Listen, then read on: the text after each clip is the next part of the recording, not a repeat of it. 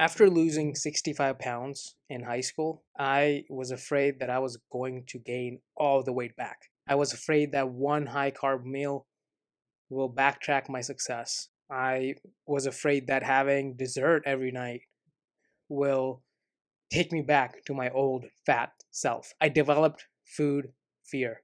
I developed lack of self love. I did not like myself at all. And the combination is deadly. The combination is an eating disorder like bulimia and nervosa, where you restrict yourself after binge eating. And that's what I did. I started purging because I knew in my mind that even if I had a high carb meal, even if I had a dessert, I have the option to purge. I have the option at night to just take that food all out of my stomach. And that is how I could maintain my healthy weight. Welcome back to another video. My name is Harsh Patel, and in this video we will be talking about how I recovered from bulimia nervosa. For people who don't know me, I lost 65 pounds during high school, and then I acquired bulimia nervosa from the fear of overeating, and then it was a vicious cycle. The first thing I did was education. As a neuroscience major in college, my research of interest was always food addiction and binge eating. Even though food addiction might be controversial, binge eating is very widespread among population, then that's why some of the cases of obesity are due to the binge eating disorder. And so I was really interested in that topic. I learned how your brain actually is when you have binge eating disorder. I learned how your behavior can be triggered from certain environmental cues. I learned how nutrition and exercise can play a role to maybe reverse eating disorders. And educating myself and becoming a neuroscience major really helped me understand addictions. And the first step I took was investing in self-education about eating disorders and the brain. The second thing I did was eat a high protein diet. When I grew up, I was surrounded with high carb meals because I'm from an Indian background. My family is vegetarian. Everyone that I interact with are from my childhood, they have been growing up vegetarian. And so naturally, I was a vegetarian. But until I found out that I like chicken, I like beef, I like bacon, I like meat, because not only the taste, but also if I eat high protein diet, if I get a gram of protein per pound of body weight, it just works for me because I don't binge eat at all. That's what I have seen in my pattern of from my day-to-day life. My dieting pattern shows, even when I track my food with an app, I see that I am more likely to stick to my health goals, to my calories, my macros. I'm more likely to not binge eat, have a bulimia nervosa episode if I am having a high protein diet.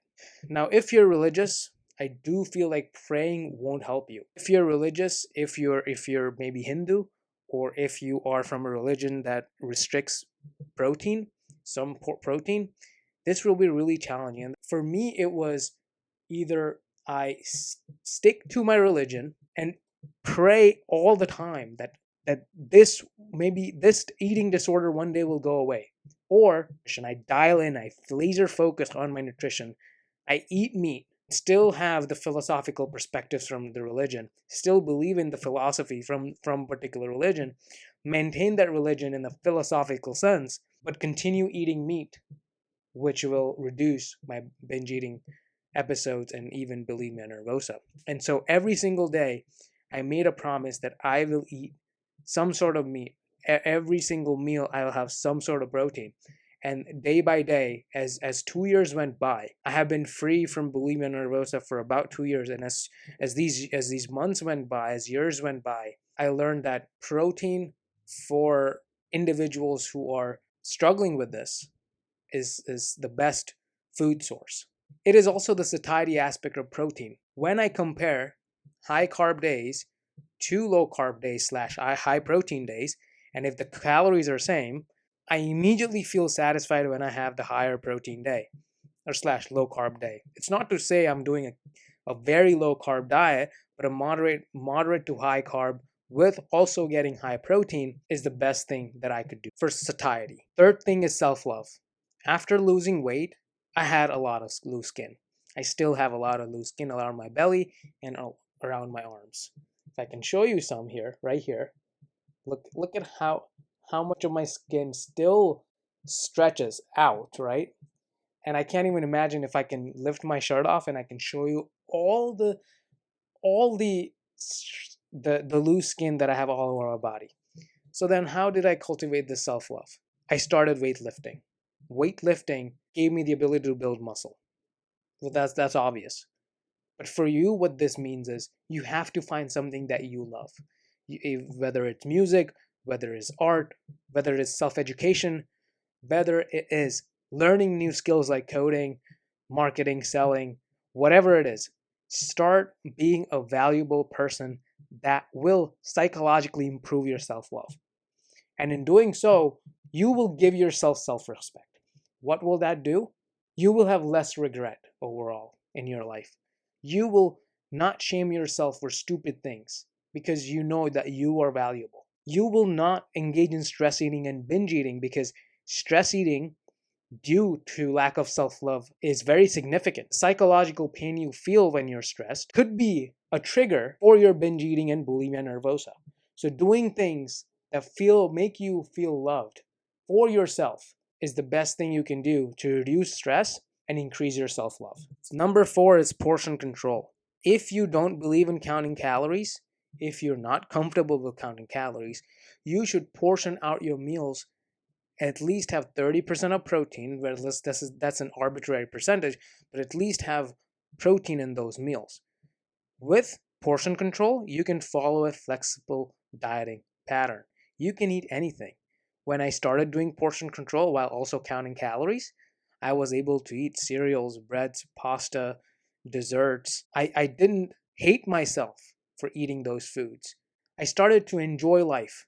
I started to not fear food because I was eating in a very controlled portion. When I did my neuroscience research project on binge eating, what I found was that when they tried to create these rats with a binge eating model, the worst thing for those rats was having them eat whatever the hell they want, meaning hyper palatable food, greasy, fatty, salty, crunchy. That is characterized by hyper palatable chow in neuroscience research. And so what the worst thing was just giving them highly abundant, hyper palatable food and just increasing the access to it. The problem with that is there is no control over that portion. The rat in a cage with highly accessible, hyper palatable food does not have any sense of control over its environment. And so with portion control, you have the ability to still enjoy life, but then you understand the idea of self control. And so that's why portion control can really work for you. Number 5, if you're not against counting calories, count calories. Following a keto diet, following a vegan diet, following a carnivore diet doesn't mean that you don't have to count calories, because then those hidden calories are going to add up. And what are they going to do? Increase your propensity towards binge eating and bulimia nervosa. And the most accurate way to count calories is by using food scale. Not for every meal maybe, but at least a single meal. That's a great start. Because I know that some people might not like counting calories when they're suffering from an eating disorder like bulimia nervosa, but the reason why I found it helpful is because counting calories gave me a number. And that number for me was anywhere from 2,300 calories to 2,500 calories. Now, what that number I'm really mathematical, logical, technical person, as I like to say. So when I know that I only have, let's say, 2,500 calories on a regular day of my life, where I've slept well, where I've hit the gym or exercised, right? I can easily eat 2,500 calories, and that's my maintenance. And so what that means is that I have that goal in my mind, 2,500. I cannot go above, and that's 2,500 calories. Honestly, for me, is enough. So there's no chance for me to engage in bulimia nervosa because that baseline calories gives me a goal to accomplish. And let's just take the flip side of the coin. Let's say, like for me, this is particularly my experience. If I don't count calories and if I have a high carb day, there are so many unaccounted calories. Like I'll have a bite here, I'll have bite here and there, and then at the end of the day, I'm actually not eating 2,500 calories. I'm actually eating 3,000 calories. And so that's why I like counting calories, because it gives me accountability and it gives me a sense of a number that exists in my mind. If I hit those calories, I'm much less likely to gain weight, because I know there is scientifically impossible to gain weight if I go above 2,500 calories. And last thing is overcoming mental laziness. If you decide that you will count calories, use a food scale. It does not matter how you look in front of people. You, at the end of the day, if you care about your goals, you have to do stupid things. People will laugh at you. People will question you. People will judge you on things that you do, because people really don't want to be disciplined enough, because they laugh at you because you're disciplined, because they want to bring you down. And that's the reason why you keep working on your goals, because one day you can stand above the top of the mountain and pull people up instead of pulling them down. So, all the steps of diet, nutrition, exercise will be hard at first. It's that you have to, day by day, kind of strip away the strings of mental laziness. Your brain just doesn't adapt to a single stimulus. It requires learning, right? Any behavior. If bulimia nervosa is a maladaptive behavior, it requires repetition. It requires repetition of maybe counting calories, maybe portion control, and doing things that you love, having a high protein diet. It requires repetition. And that's why neuroplasticity is a result of continuous stimulus that someday results in a behavior change. So you do things repeatedly. You just don't do it for one day. You have to overcome that mental laziness. And at the end, you will be grateful because you stuck to your goals. In conclusion, there is no magic in the things I said. In fact, it might be boring. It might be boring to count calories. It might be a simple advice like go on a high protein diet. It might be boring to say that portion control. Nothing can change your current behavior except you taking control of it. No one can help you. Religion cannot help you. The government cannot help you. The big pharmaceutical and food industries cannot help you. It's actually you who can help you. If you have to go to therapy, go to therapy. If you have to get a binge eating disorder or a bulimia nervosa coach, get a coach. It's at the end of the day, you putting the efforts, you putting the repeated reps in some sort of habit that kind of opposes bulimia nervosa is going to bring a drastic change in your behavior. Thank you for watching this video. I hope you learned a lot. There's literally no magic to the things I said. It's just that you have to take action at the end of the day. It's the positive mindset, the growth mindset that you need to have around all your negative behaviors. And so thank you for watching this video.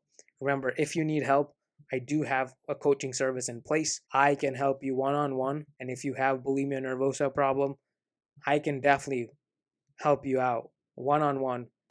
All my links down below. Thank you for watching. Catch you in the next video. See ya.